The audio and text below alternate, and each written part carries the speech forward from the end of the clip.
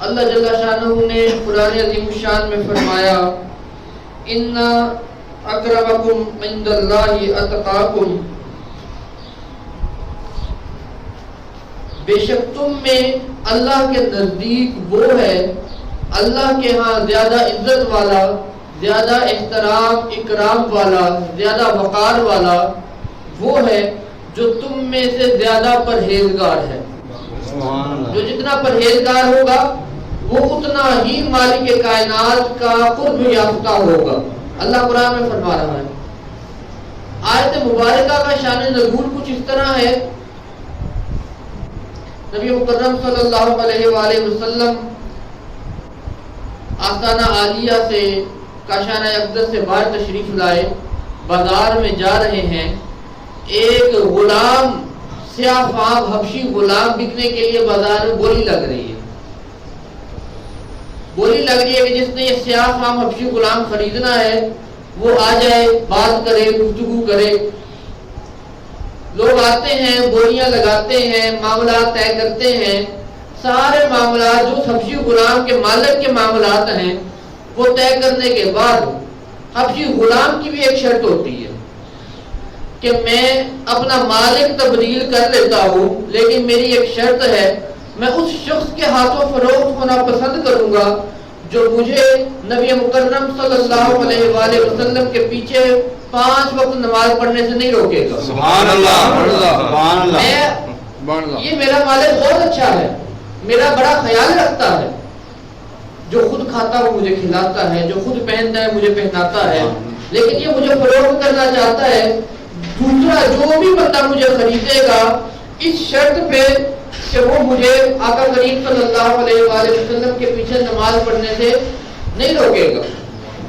ایک صحابی حاضر ہوئے، انہوں نے اس شرط میں غلام کو خرید لیا، اجازت دے دی، جب تو چاہے نبی پاک صلی اللہ علیہ وآلہ وسلم کے پیچھے با جماعت حضور کی اقتداء میں نماز پڑھنے کے لیے جا سکتا ہے۔ وہ بندہ، وہ صحابی، حبشی غلام، وہ بھی صحابی تھا، حبشی غلام جو تھا وہ روزانہ بلا ناغہ 5 وقت کی نماز کریم آقا صلی اللہ علیہ وآلہ وسلم کے پیچھے ادا کرنے کے لیے جایا کرتا تھا۔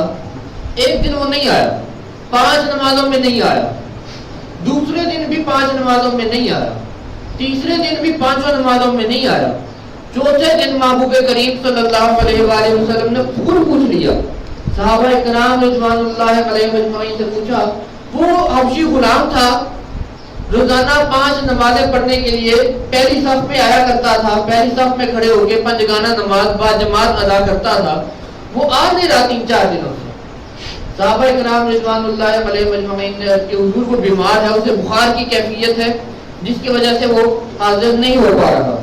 محبوب کریم صلی اللہ علیہ وآلہ وسلم اسی وقت اٹھے، صحابہ کرام کی جماعت کو ساتھ لیا، اس سیاہ فام حبشی غلام کے گھر چلے گئے۔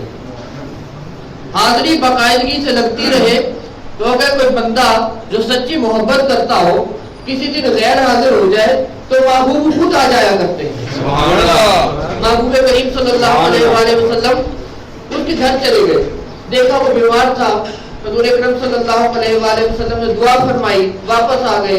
چند دنوں بعد دوبارہ صحابہ کرام سے پوچھا اس کی صحت کا کیا حالات ہیں، جو پتہ کر کے ہو۔ ایک صحابی کو بھیجا، وہ پتہ کر کے آئے، واپس آ کے عرض کی حضور بس جان نکلنے والی ہے۔ اس قسم کی کیفیت ہے، اس حالت میں ہے کہ جان اب آخری دموں پر ہے، اس کی روح کسی بھی لمحے قبض انصری سے پرواز کر سکتی ہے۔ آقا کریم صلی اللہ علیہ وآلہ وسلم جلدی سے اٹھے، صحابہ کرام کو ساتھ لیا، اپنے اس غلام صحابی کے لیے چلے گئے، اس کے پاس پہنچے۔ کتنا خوش قسمت وہ غلام تھا، وہ حبشی تھا، وہ صحابی تھا کہ اگر وہ نہیں آیا تو خود محبوب کائنات صلی اللہ علیہ وآلہ وسلم اس کی عیادت کے لیے آ گئے۔ سبحان اللہ۔ اور جس وقت دنیا پہ اس کے آخری گھڑیاں تھی، جب وہ دنیا سے جا رہا تھا، ہر بندے کی دعا ہوتی ہے، لیکن اس کے لیے حقیقی معنوں میں نبی مکرم صلی اللہ علیہ وآلہ وسلم خود تشریف لے گئے۔ ادھر سے آخری سانسیں چل رہی ہیں، ادھر جلوہ یار سامنے ہے، سبحان اللہ۔ جلوہ یار اس کے سامنے ہے، سبحان اللہ۔ جو اس کی روح نکل گئی، محبوب کریم صلی اللہ علیہ وآلہ وسلم کا دیدار ہوا، ادھر آنکھوں میں حضور اکرم صلی اللہ علیہ وآلہ وسلم کا جلوہ سمایا، ادھر روح کی پرواز کر گئی۔ آقا کریم صلی اللہ علیہ وآلہ وسلم نے فرمایا یہ مجھ سے محبت کرتا تھا، اس کے گھر والوں کو ارشاد فرمایا یہ مجھ سے محبت کرتا تھا، اس کا کفن بھی میں انتظام کروں گا، اسے غسل بھی میں دوں گا، دفن بھی میں کروں گا۔ سبحان اللہ۔ صحابہ اکرام رضوان اللہ علیہم اجمعین اب اس حبشی غلام پر رشک بھی کر رہے ہیں اور حیران بھی ہو رہے ہیں۔ اس وقت اللہ رب العالمین نے حضرت جبریل امین علیہ السلام کو یہ آیت دے کر زمین پر بھیجا۔ انہوں نے آ کر اللہ کے محبوب صلی اللہ علیہ وآلہ وسلم کی بارگاہ میں عرض کی کہ اللہ کے نزدیک زیادہ عزت والا وہ ہے، یہ شرط نہیں ہے کہ وہ امیر کبیر ہوگا، یہ شرط نہیں ہے کہ بڑا پیسے والا ہوگا، بڑا مال جائیداد ہوگا، بڑے جانور ہوں گے، بڑے اس کے پاس اسلحہ ہوگا، بڑی جائیداد ہوگی، نہیں، کوئی شرط نہیں ہے۔ اللہ کے نزدیک ہونے کے لیے صرف ایک ہی شرط ہے کہ اس کے دل میں تقوی زیادہ ہونا چاہیے۔ جس کے دل میں جتنا زیادہ تقوی ہوگا وہ اتنا ہی اللہ رب العالمین کے نزدیک ہوگا۔ آج کا دن تو جا رہا ہے، محبوب کریم صلی اللہ علیہ وآلہ وسلم نے فرمایا حج کا رکن اعظم ہے یہ وقوف عرفات، رکن اعظم حج کا سب سے بڑا رکن ہے۔ 9 ارکان ہیں حج کے، 9 ارکان میں سب سے بڑا رکن یہ وقوف عرفات ہے۔ اگر 9 ارکان میں سے کسی ایک میں آگے پیچھے ہو جاتے ہیں، دیری ہو جاتی ہے، کوئی بندہ دیر سے آتا ہے، کوئی کمی بیشی ہو جاتی ہے، کوئی کوتاہی ہو جاتی ہے، مالک کائنات اپنے فضل و کرم سے معاف فرما دیتا ہے۔ لیکن وقوف عرفات یعنی میدان عرفات میں ٹھہرنا، وہ چاہے چند لمحے کے لیے ہو چاہے سارے دن کے لیے ہو، یہ لازمی ہے۔ اگر کسی نے یہ رکن چھوڑ دیا اس کا حج نہیں ہوگا۔ اس حج کے موقع پر، وقوف عرفات کے موقع پر حقیقی معنوں میں اللہ رب العالمین کے محبوب صلی اللہ علیہ وآلہ وسلم کو جو اللہ نے قرآن دیا اس کی شان کا پتہ چلتا ہے۔ اِنَّ أَكْرَمَكُمْ عِندَ اللَّهِ أَتْقَاكُمْ، اللہ کے نزدیک عزت والا وہ ہے جو زیادہ تقوی والا ہے۔ ان میں وزراء بھی شامل ہوں گے، ان میں امراء بھی شامل ہوں گے، بادشاہان سلطنت بھی شامل ہوں گے، غرباء بھی شامل ہوں گے، مساکین بھی شامل ہوں گے۔ کسی ریڑھی لگانے والے کو بھی اللہ نے بلا لیا ہوگا، کسی بکریاں چلانے والے کو بھی مالک کائنات نے بلا لیا ہوگا، سب ایک صف میں کھڑے ہوں گے، 2 چادریں لپیٹے ہوئے، کوئی سلا ہوا کپڑا نہیں، سفید رنگ کی 2 چادریں لپیٹے ہوئے، اپنے آپ کو ظاہر کرتے ہوئے کہ ایک بادشاہ کی ساری فوج اکٹھی ہے، ساری فوج ایک ہی بادشاہ کی، سب نے یونیفارم پہنا ہوا ہے، سفید رنگ کا یونیفارم پہن کے ایک بادشاہ کی، ایک مالک کی، ایک پروردگار کی یہ فوج اکٹھی ہے جو اس کے حکم کے مطابق اپنا مال بھی نہیں دیکھ رہی، اپنی جان کو بھی نہیں دیکھ رہی، اپنی اولاد کو بھی چھوڑ دیا، سب کچھ چھوڑ کے صرف اللہ رب العالمین کو راضی کرنے کے لیے یہاں پر حاضر ہوئے، وقوف عرفات میں حاضر ہوئے، حج کرنے کے لیے حاضر ہوئے۔ نبی مکرم صلی اللہ علیہ وآلہ وسلم نے ارشاد فرمایا جس شخص نے اس طرح حج کیا کہ اس کی زبان سے اور اس کے ہاتھ سے دوسرا مسلمان محفوظ رہا، کیونکہ اس مرتبہ ذرا کم تعداد میں حج ہو رہا ہے، اس مرتبہ کہتے ہیں تقریباً 10 لاکھ عوام ہے، 10 لاکھ عوام بھی کافی عوام ہوتی ہے، لیکن اس سال کم تعداد میں حج کی اجازت ملی۔ پچھلے 2 سال کورونا کی وجہ سے کافی زیادہ جو ہے معاملات حج کے کلوز رہے، بہت زیادہ محدود تعداد میں حج کیا گیا، ورنہ پچھلے سالوں میں اگر دیکھا جائے 2019 میں 18-17 میں دیکھا جائے تو تقریباً 45 سے 48 لاکھ عوام پوری دنیا سے اکٹھی ہوتی تھی، اور اب آہستہ آہستہ یہ تعداد بڑھتی جا رہی ہے اور آگے بھی انشاءاللہ بڑھتی چلی جائے گی۔ 45 سے 48 لاکھ کا مجمع ہو، یہاں پر 100 بندے اکٹھے ہو جائیں تو حفظ ہو جاتے ہیں، 45-48 لاکھ کا مجمع ہو، اس مجمع میں اللہ رب کی اس فوج میں شامل ہونا، پھر بے شمار تنگیوں کا بھی سامنا کرنا پڑتا ہے، ملکی معاملات کے حساب سے بھی، موسمی معاملات کے حساب سے بھی، سیاسی حالات کے حساب سے بھی، پھر وہاں پر جو معاملات ہوتے ہیں ایک تو حق شدید ہے، اوپر سے عوام کا جمع غفیر ہے، پھر راستوں کا نہیں پتہ ہوتا، پھر کھانے کے معاملات میں بڑی دقت ہوتی ہے، بے شمار رہنے کے معاملات میں بڑی دقت ہوتی ہے، انسان بڑی پریشانیاں اٹھاتا ہے، لیکن اسے اس بات کا توکل ہوتا ہے کہ میں اللہ رب العالمین کا مہمان ہوں، یہ جو وقتی طور پر پریشانی مجھے محسوس ہو رہی ہے، یہ پریشانی نہیں ہے، اس کے بدلے میں میرے نبی اکرم صلی اللہ علیہ وآلہ وسلم نے فرمایا کہ میں خاموشی کے ساتھ، خلوص نیت کے ساتھ اپنے مالک خالق کو راضی کرنے کے لیے اس طرح کہ میرے زبان سے اور میرے ہاتھ سے کسی دوسرے مسلمان کو تکلیف نہ پہنچے، اللہ کے نبی نے فرمایا وہ گناہوں سے ایسے پاک ہو جاتا ہے جیسے اسی دن اس کی ماں نے اسے جنا ہے، جیسے وہ آج ہی پیدا ہوا ہے۔ اس کے نامہ اعمال میں نہ کوئی صغیرہ گناہ باقی رہتے ہیں نہ کبیرہ گناہ باقی رہتے ہیں، ہر قسم کے گناہوں کو اللہ رب العالمین معاف فرما دیتا ہے۔ اور حج کا مقصد کیا ہے؟ حج کا مقصد بھی یہی ہے کہ انسان پچھلے گناہ مالک کائنات نے معاف فرما دیے، اب آگے سے نئے سرے سے اپنی زندگی کا آغاز کرے، دوبارہ سے شروع کرے اپنی زندگی کو کہ اللہ جی جو گناہ ہم سے پچھلے ہو گئے وہ تو نے معاف کر دیے، ہمیں توفیق عطا فرما کہ ہم آئندہ زندگی گناہوں سے بچتے ہوئے گزاریں۔ صرف نام کے ساتھ حاجی لگا لینے سے بندہ حاجی نہیں ہو جاتا۔ حاجی ہمارے معاشرے میں عام طور پر اصطلاحاً بولا جاتا ہے کہ جو بندہ حج کر آیا اسے حاجی کہتے ہیں، جس نے ایک سے زیادہ حج کر لیے اسے الحاج کہہ دیتے ہیں۔ حالانکہ یہ حاجی یا الحاج میں کوئی فرق نہیں ہے۔ حاجی یا الحاج جس نے ایک حج کیا اسے بھی حاجی کہتے ہیں، جس نے 100 حج کیے اللہ نے 100 حجوں کی توفیق دی وہ بھی حاجی ہی کہلائے گا۔ یہ الحاج ہم نے نئی اصطلاح بنا لی ہوئی ہے۔ اور حاجی حالت حج میں حاجی ہوتا ہے، حالت جس وقت اس نے احرام باندھا ہوتا ہے، وہ تو چادر وہ کفن لپیٹا ہوتا ہے، اللہ رب العالمین کی فوج کا اپنے آپ کو سپاہی ظاہر کر رہا ہوتا ہے، چاہے وہ عمرے کے لیے ہو چاہے وہ حج کے لیے ہو، اس وقت وہ حاجی ہوتا ہے۔ اگر کوئی بندہ یہاں پہ نماز پڑھ رہا ہے تو ہم کہیں گے یہ نمازی ہے، اگر وہ نماز چھوڑ کے خطبہ سننے کے لیے بیٹھ جائے، تقریر سننے کے لیے بیٹھ جائے، اسے نمازی نہیں کہا جائے گا، اسے سامعین میں شمار کیا جائے گا، اب وہ سننے والوں میں شامل ہے۔ اگر کسی بندے نے رمضان مبارک میں روزے رکھے ہوئے تو اب تو ہم اسے روزہ دار نہیں کہہ سکتے، آج تو وہ روزہ دار نہیں ہے۔ روزہ دار تو تب تھا جب رمضان مبارک میں روزے رکھتا تھا، اب روزہ دار نہیں ہے۔ حالت حج میں جب ہوتا ہے بندہ، حالت عمرہ میں جب ہوتا ہے بندہ، اس وقت وہ حاجی کہلاتا ہے۔ اور ایک حج کرے یا سینکڑوں حج کرے وہ حاجی کہلائے گا، الحاج کی اس میں کوئی اصطلاح نہیں ہے۔ تو حج کا مقصد یہ ہوتا ہے کہ اللہ رب العالمین نے حج کی توفیق دے دی، اب آئندہ جو زندگی ہے وہ گناہوں سے بچتے ہوئے مالک کائنات کی تابعداری میں گزاری ہے۔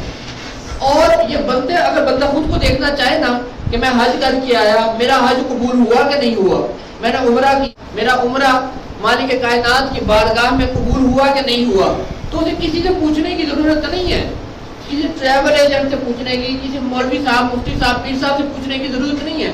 وہ خود اپنے آپ کو دیکھے، حج پہ جانے سے پہلے، عمرہ کرنے سے پہلے میرے کیا اعمال تھے، حج اور عمرہ کرنے کے بعد میرے کیا اعمال ہیں۔ اگر وہ اپنے اعمال اللہ رب العالمین کے بتائے ہوئے طریقوں کے مطابق دیکھے، پہلے جو کوتاہیاں تھیں، جو غلطیاں تھیں، جو کمیاں تھیں، اگر آج وہ ختم ہو گئی ہیں تو وہ بندہ یقیناً اپنے آپ کے لیے کہہ سکتا ہے کہ اللہ رب العالمین نے مجھ پر کرم فرمایا اور میرا حج عمرہ قبول کر لیا۔ لیکن اگر جو پہلے گناہ کرتا تھا، ٹھگیاں پہلے لگاتا تھا، سود پہلے کھاتا تھا، غیبت چغلیاں پہلے کرتا تھا، جھوٹ پہلے بولتا تھا، حج کرنے کے بعد، عمرہ کرنے کے بعد بھی اگر اس کے اندر کوئی تبدیلی واقعہ نہیں ہوئی تو اس کا مطلب ہے کہ اس کا حج اس کے منہ میں مار دیا گیا۔ اس کے عمرے اللہ رب العالمین کی بارگاہ میں مالک چاہے تو قبول کرے چاہے تو نہ کرے، اسے ہماری عبادتوں کی ضرورت تو ہے نہیں، یہ تو ہمیں ضرورت ہے اسے راضی کرنے کے لیے ان چیزوں کا، ان عبادات کا اہتمام کیا جاتا ہے۔ اگر بندہ اپنے اندر مثبت تبدیلی دیکھے، پوزیٹیو چینج دیکھے تو پتہ چل جاتا ہے کہ مالک کائنات نے حج قبول کر لیا یا نہیں کیا۔ دوسرا حج کا مقصد، اللہ رب العالمین کے پیارے خلیل حضرت سیدنا ابراہیم علیہ السلام نے آج سے تقریباً 4000 سال پہلے، تقریباً 4000 سال پہلے جب خانہ کعبہ کی دیواروں کو بلند کیا تو دعا کی، اے میرے اللہ اسے اپنا گھر، تیرا گھر تعمیر کیا، اسے لوگوں کے لیے زیارت گاہ بنا، لوگ آئیں یہاں پہ تیرے گھر کی زیارت کریں، طواف کریں۔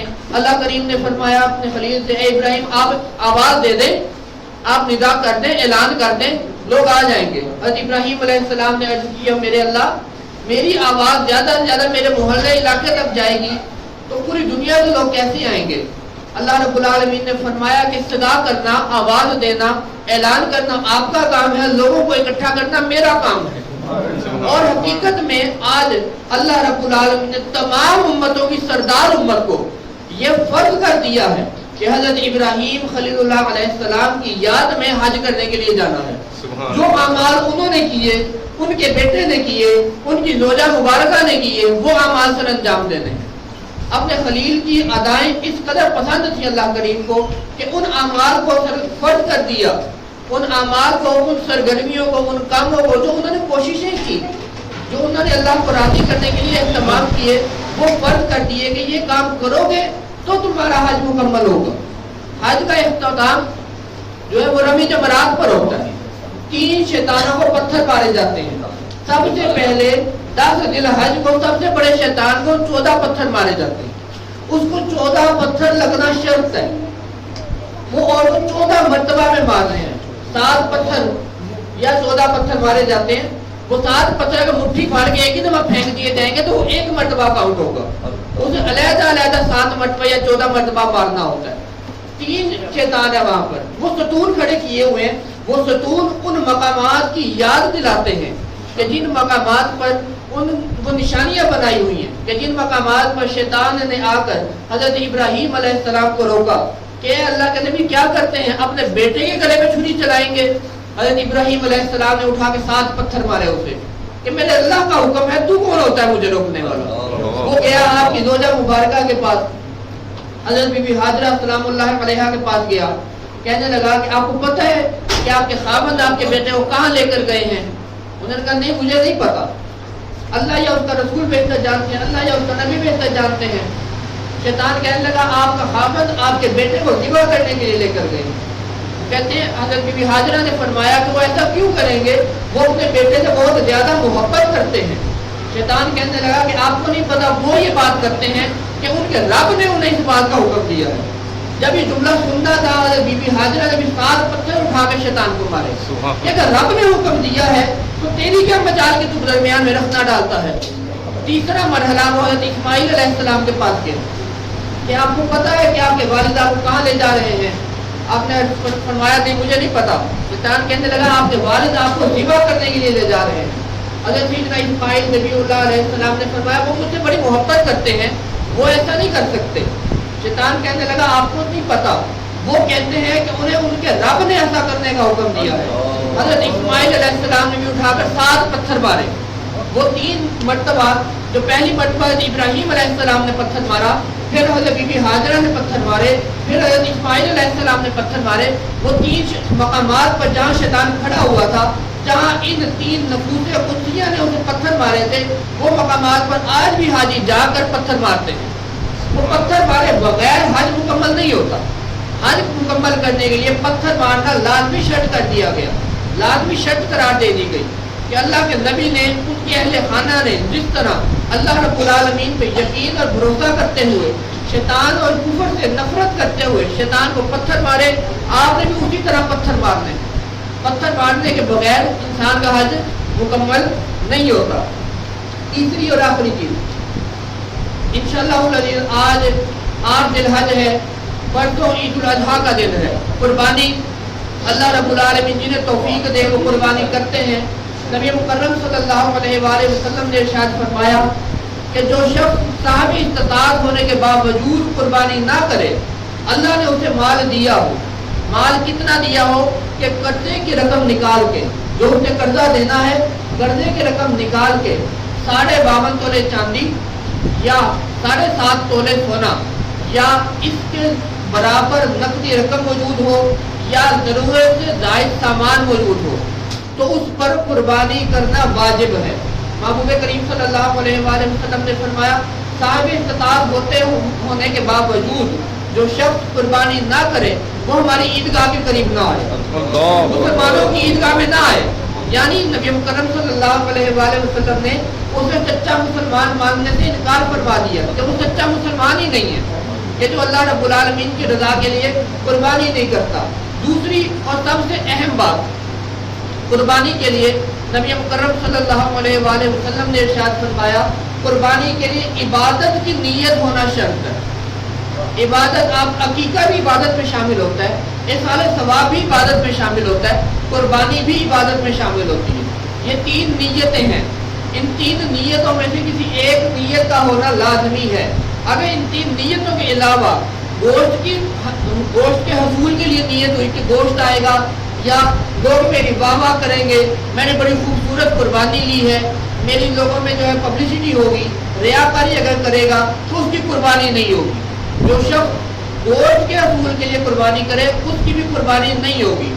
ایک حصے میں بکری کا ایک حصہ کاؤنٹ ہوتا ہے، جاموس جسے بھینس کہا جاتا ہے، یا گائے جس کے بچہ وغیرہ لیا جاتا ہے، اس میں 7 حصے کاؤنٹ ہوتے ہیں۔ اونٹ میں 7 حصے گنے جاتے ہیں۔ اگر 7 حصوں میں سے کوئی ایک حصہ بھی حرام کی کمائی کا شامل ہو گیا، 7 میں 7 حصے بیکار چلے جائیں۔ اس بات کا مکمل اطمینان رکھنا چاہیے کہ میں جس جانور میں حصہ ڈال رہا ہوں، اس جانور میں میرے ساتھ، اگر اس جانور میں یہ بڑا جانور ہے، بھینس ہے، بچہ ہے، گائے ہے، اونٹ ہے، اس میں 7 حصے ہیں، میرا ایک حصہ ہے، باقی جو 6 میرے شراکت دار ہیں وہ کس طرح کا کاروبار کرتے ہیں، ان کے رزق حلال ہے یا رزق حرام ہے۔ اگر حرام کا رزق ہوا تو 7 قربانیاں ضائع چلی جائیں گی۔ اگر کسی ایک کی بھی نیت گوشت کے حصول کی ہوئی، اللہ کی رضامندی کی نیت نہ ہوئی، اللہ کو راضی کرنا مقصود نہ ہوا، تو 7 کی 7 قربانیاں ضائع چلی جائیں گی۔ قربانی کرتے ہوئے اس بات کا یقیناً طور پہ اہتمام رکھنا چاہیے، ضروری ہے ہمارے معاملات کے لیے، کیونکہ نبی مقدم صلی اللہ علیہ وآلہ وسلم نے ارشاد فرمایا اللہ کو نہ تمہارا گوشت پہنچتا ہے نہ خون پہنچتا ہے، اسے صرف اور صرف تمہاری نیت اور اخلاق پہنچتا ہے۔ کیونکہ قربانی محبوب کریم صلی اللہ علیہ وآلہ وسلم نے فرمایا قیامت کے دن قربانی اپنے خون، اپنے گوشت، اپنے سینگ اور اپنے کھر لے کے اللہ رب العالمین کی بارگاہ میں حاضر ہو جائے گی۔ مالک اس نے مجھے تیری رضامندی کے لیے ذبح کیا، تو اب مجھے اس کا اجر عطا فرما، اس بندے کو اس کا اجر عطا فرما۔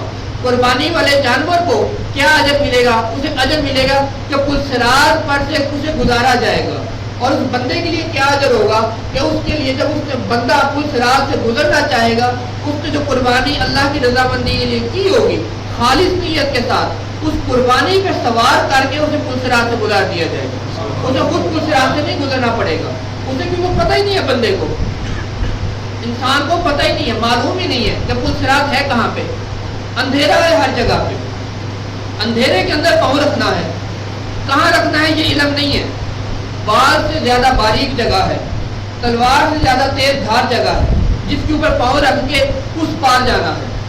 انسان کو نہیں پتا ہوگا، اندھیرے میں نظر بھی نہیں آ رہا ہوگا، لیکن اس قربانی کے جانور کو اللہ رب العالمین ایسی طاقت دے گا، اس کی آنکھوں میں ایسا نور عطا فرمائے گا کہ وہ اس پل صراط کو دیکھ بھی سکے گا اور اسے آسانی سے پار بھی کر سکے گا۔ یہ نیت کا اخلاص بہت زیادہ ضروری ہے۔ اللہ رب العالمین کی بارگاہ میں دعا ہے کہ جو حاجی اس وقت جو نبی مکرم صلی اللہ علیہ وآلہ وسلم نے حج ادا فرمایا سن 9 ہجری میں، 1434 سال پہلے حضور اکرم صلی اللہ علیہ وآلہ وسلم نے جو حج ادا فرمایا وہ بھی حج اکبری تھا۔